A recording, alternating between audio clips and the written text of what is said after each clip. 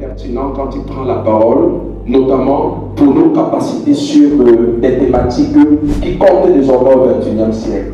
C'est un coach, il est à la tête d'un cabinet qui est spécialisé sur toutes les questions d'intelligence financière. Ce cabinet s'appelle Ocean Mindset.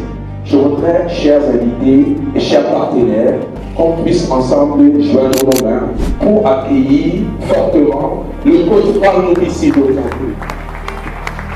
Applaudissez pour lui.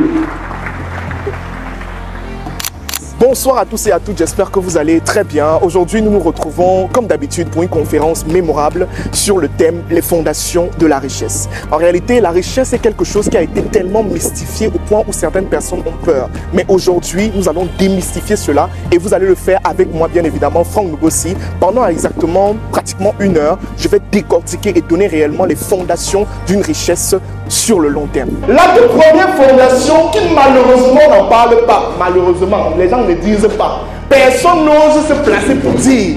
Mais en réalité, tout le monde sait que c'est ça. C'est la fondation spirituelle. Les gens ne parlent pas. Tu vois, quand on dit ça, tout le monde est calme, n'est-ce pas? Parce qu'en réalité, vous savez que c'est ça.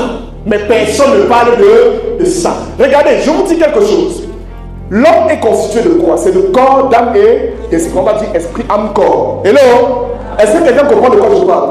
Est-ce qu'on comprend? Ce qui se passe, c'est que, en fait, le corps n'est que la personne, ou du moins le corps n'est que l'élément qui suit ce que l'esprit a déjà vu. Si ton esprit n'est pas encore parti quelque part, ton corps ne peut pas partir.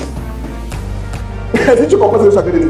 Si l'esprit n'a pas vu le milliard, ton corps ne va jamais voir le...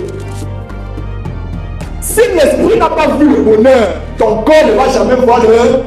C'est clair. Tout ce qui est visible est d'abord créé dans l'invisible. Il y a des gens, par exemple, ici, vous lancez une activité. Vous lancez une activité. Vous prenez les locaux, vous prenez les bureaux, vous vous installez, vous commencez à travailler. C'est bien ça. La question que je vais te poser, tu pars t'installer là-bas, tu sais que qui était là avant toi. Il était question aujourd'hui simplement de parler des fondations de la richesse. Il y en a exactement 3. La fondation spirituelle, la fondation mentale et la fondation opérationnelle. Beaucoup de personnes aujourd'hui et malheureusement à cause de la société ont voulu nous faire croire réellement que c'est d'abord une affaire de travail. Mais c'est faux. Plusieurs personnes travaillent mais ne sont pas riches. Vous comprenez que avant le travail qui entre dans la fondation opérationnelle, il y a d'abord la phase mentale, la fondation mentale et la fondation spirituelle. En conclusion, on doit tout simplement comprendre que devenir riche n'est pas une affaire de travail.